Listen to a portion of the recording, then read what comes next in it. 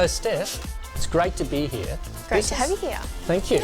This is a really interesting space and there's something quirky going on. What's going on here? So it used to be a car showroom. Oh, wow. So where we've got a window used to be a door, and the cars would drive all of the way up, and they would actually be displayed up the top, and the offices were downstairs. Right, so I really love what you guys have done here, because you see the architecture of the ramp, but you've totally fitted it out to be a proper showroom. Yeah, and we wanted to make sure we kept some of the original design. I mean, this is just so unique and so distinctive, so we wanted to make sure we kept the uniqueness of the space, but make sure the design works for what we needed it to work for. In my world of architecture, we call this adaptive reuse. Yep. It's so important to use old buildings and bring them back to life, and it feels like you've literally done that. It's unique, it's got charm, but then you can say this was once a ramp for cars. Steph, it's awesome. Well done to DOMO.